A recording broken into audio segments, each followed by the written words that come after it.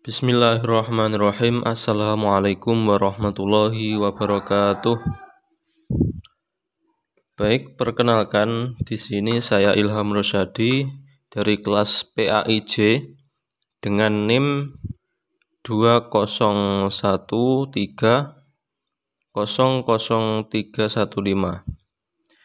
Di sini saya akan mempresentasikan sebuah makalah yang saya buat dengan tema model evaluasi dalam pengembangan kurikulum pada mata pelajaran SKI di Madrasah Tsanawiyah.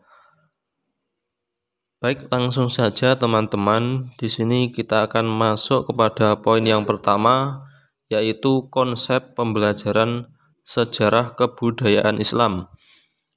Pembelajaran adalah sebuah proses interaksi antara siswa dengan pendidik dan sumber belajar, yang mana interaksi tersebut terjadi pada suatu lingkungan belajar. Sedangkan sejarah adalah ilmu yang mempelajari tentang peristiwa-peristiwa yang terjadi pada masa lampau. Dari kisah sejarah kita dapat mengambil sebuah inspirasi, meneladani nilai-nilai positif dari kisah maupun cerita-cerita sejarah yang berupa tragedi. Semua itu tak lain adalah dalam rangka menciptakan kehidupan yang lebih baik dan harmonis di masa mendatang. Sejarah kebudayaan Islam di Madrasah Tsanawiyah bertujuan untuk menumbuh kembangkan kemampuan peserta didik dalam memahami peristiwa sejarah dan produk peradaban Islam, menghargai para tokoh perilaku sejarah dan pencipta peradaban itu yang membawa kemajuan dan kejayaan Islam. Kemudian poin yang kedua, prinsip-prinsip pengembangan kurikulum pendidikan Islam. Dalam penyusunan kurikulum pendidikan agama Islam, ada beberapa prinsip yang hendaknya harus diperhatikan dan dijadikan sebagai landasan dalam mengembangkan kurikulum pendidikan agama Islam.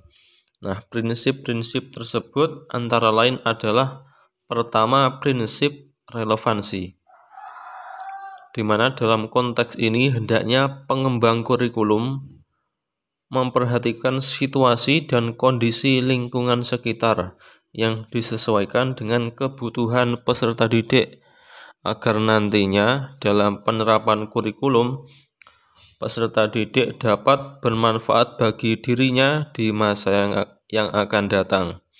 Kemudian prinsip fleksibilitas, di mana dalam konteks ini hendaknya pengembang kurikulum memperhatikan dan memahami terlebih dahulu bagaimana latar belakang setiap peserta didiknya, agar nantinya dalam penerapan kurikulum pendidik bisa mengarahkan peserta didik untuk memperoleh masa depan yang baik.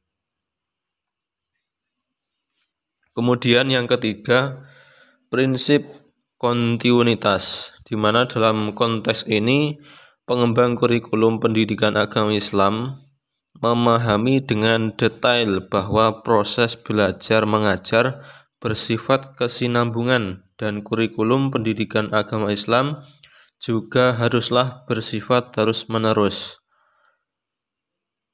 Kemudian ada prinsip efisiensi, di mana dalam konteks ini pengembangan kurikulum agama Islam dikembangkan di lembaga pendidikan Islam harus mampu untuk menjawab tujuan pendidikan agama Islam yang telah ditetapkan.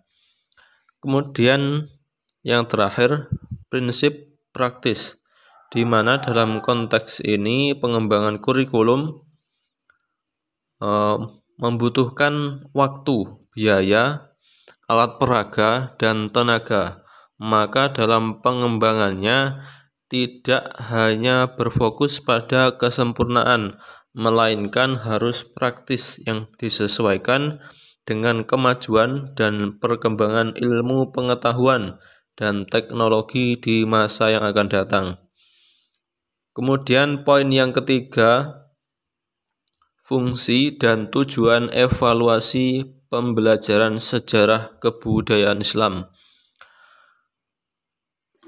Mengenai fungsi evaluasi pembelajaran sejarah kebudayaan Islam dapat dibedakan sesuai dengan subjeknya, yaitu antara guru dan peserta didik.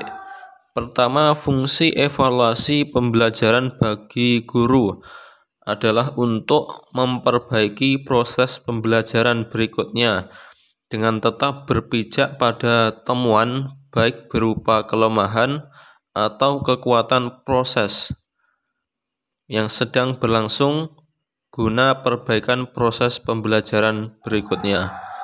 Kemudian yang kedua, fungsi evaluasi pembelajaran bagi siswa, yaitu untuk menggambarkan tingkat pencapaian hasil dan kualitas kompetensi dirinya.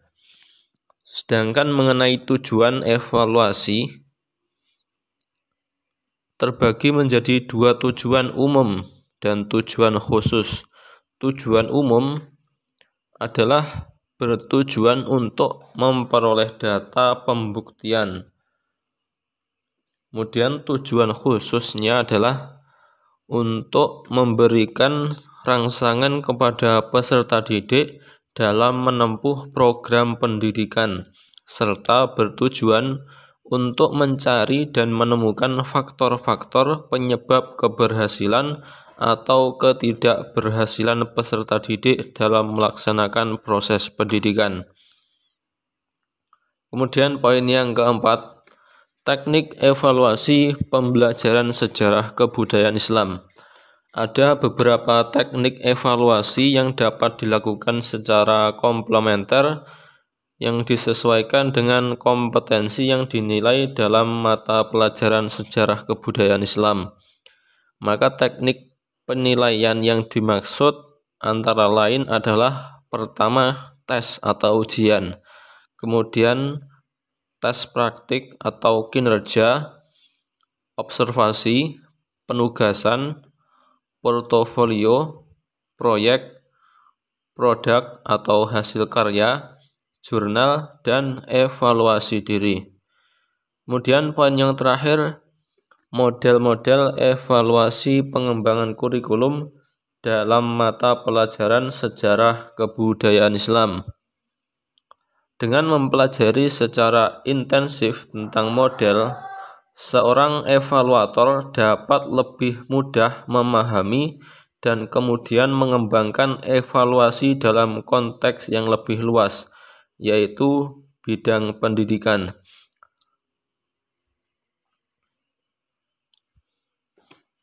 Di antara model-model evaluasi pengembangan kurikulum yang kami sajikan ada 3. Pertama yaitu model Taylor. Pada pendekatan Taylor ini, prinsipnya menekankan perlunya suatu tujuan dalam proses belajar mengajar. Pendekatan ini merupakan pendekatan sistematis, elegan, akurat, dan secara internal memiliki rasional yang logis. Kemudian yang kedua, model evaluasi sumatif dan formatif. Pada model evaluasi ini berpijak pada prinsip evaluasi model Taylor. Aplikasi evaluasi sumatif formatif sudah banyak dipahami oleh para guru dan sangat populer karena model ini dianjurkan oleh pemerintah melalui Menteri Pendidikan dan termasuk dalam lingkup evaluasi pembelajaran di kelas. Kemudian yang ketiga ada model konteks input proses produk, yang mana model ini merupakan hasil kerja para peneliti Amerika Serikat Model ini tidak terlalu menekankan pada tujuan suatu program. Pada model ini, para evaluator mulai mengambil perhatian pada bentuk pemikiran lain dengan cara menganalisis guna menentukan keputusan apa yang hendak dibuat, siapa yang membuat, bagaimana jadwalnya, dan menggunakan kriteria apa. Hal yang menjadi pokok pertimbangan mencakup 4 macam keputusan, yaitu konteks, input, proses, dan produk. Nah, dari sekian banyak model evaluasi pendidikan yang ada, semuanya tetaplah memiliki keunggulan dan kelemahan masing-masing. Maka dari itu, hak dari evaluatorlah yang menggunakan model yang mana, selama itu dipandang akan menjadi model yang relevan dan akurat. Cukup sekian apa yang dapat saya sampaikan. Apabila ada kurang lebihnya, kami mohon maaf yang sebesar-besarnya.